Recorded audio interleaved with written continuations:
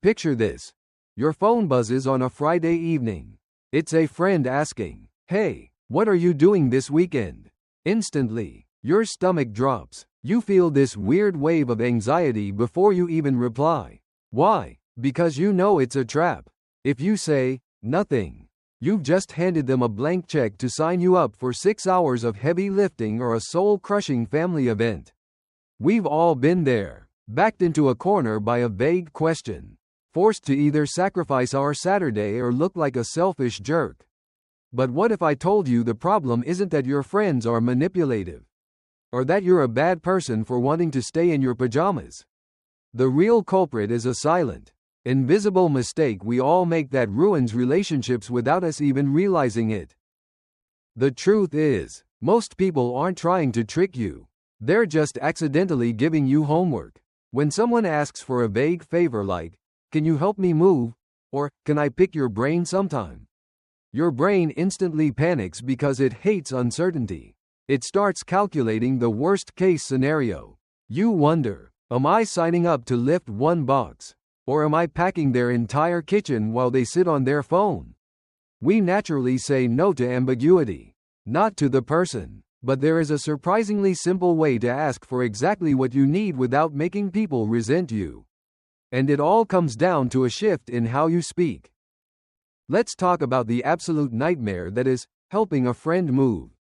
We've all lived through the horror story where you show up to be a good sport, expecting to load a truck, but instead, you find a completely unpacked apartment. Suddenly, you're wrapping dishes in newspaper, taking apart a dusty bed frame, and questioning every life choice that brought you to this moment. You feel played. By the time they ask you to stay extra hours, you're trapped. But here's the kicker. The person who asked you probably didn't mean to exploit you. They were just overwhelmed. Yet, a friendship is now damaged. So, how do we fix this before the next favor destroys your social circle? The secret weapon is hyperspecificity. If you need help, don't ask for a blank-ended commitment. Instead of saying, "Can you help me move?" try saying, "Hey, would you be available this Saturday from 10 o'clock to 11 a.m. just to help me load my heavy couch into a truck?" Everything else is packed. Boom! Instantly, the mental burden vanishes. Your friend knows exactly what they are agreeing to. 60 minutes. One couch. Done. It respects their time. And more importantly, it makes it incredibly easy for them to say yes. But wait, what happens if you try to be specific, and they still say no? This is where most of us mess up. When someone tells us they can't make it, our egos get bruised. We take it personally. But here is a little secret from someone who used to take every no as a personal insult. People are allowed to be busy.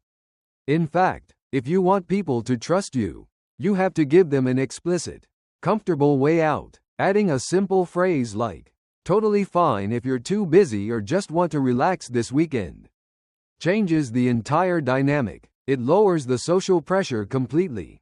And ironically, when people feel safe enough to say no to you, they actually become much more likely to say yes to you in the future.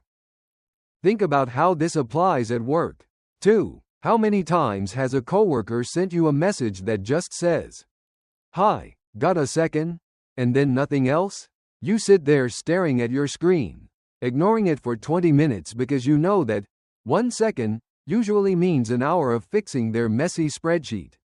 It's exhausting. If that coworker just said, "Hey, I have 2 quick questions about the template. Do you have 5 minutes?" you'd answer immediately. When we don't define the boundaries of our requests, we build a wall of distrust around ourselves. But how do we transition from being a vague, stressful communicator to someone people actively want to help?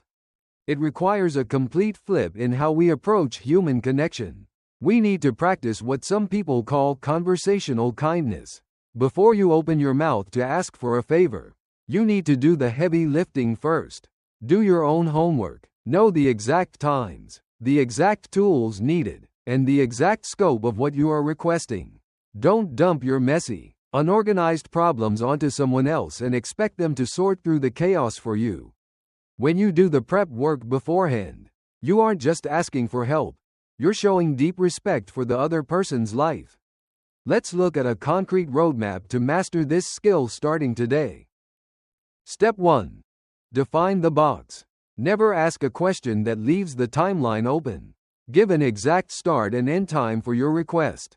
If you want to ask a professional for advice, don't ask to get coffee sometime.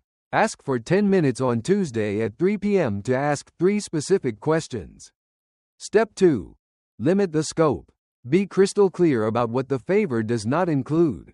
If you ask a friend to look at your resume, ask them to check just the first page for typos, not to rewrite your entire career history. This keeps the task small and manageable. Step 3. Honor the boundary.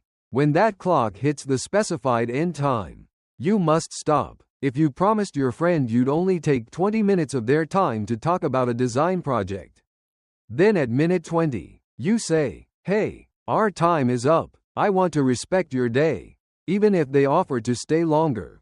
Showing that you keep your word builds immense credit for the next time you need a hand. Step 4. Celebrate the completion.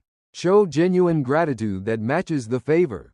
A simple, heartfelt thank you, a small treat, or an explicit offer to return the favor down the road ensures the relationship stays balanced, not transactional. When you start communicating this way, your entire social and professional life changes. You stop being the person people avoid on the weekends, and you become the person everyone respects. You'll find that doors open faster, favors are granted willingly, and your relationships become completely free of resentment. It takes a little more effort up front, but the payoff is a life built on clarity and mutual respect. If you found this helpful, hit that subscribe button right now so you don't miss our next deep dive into better living. I want to hear from you in the comments. What is the absolute worst, most out of control favor someone has ever dragged you into because they weren't honest about the details up front? Let's talk about it below.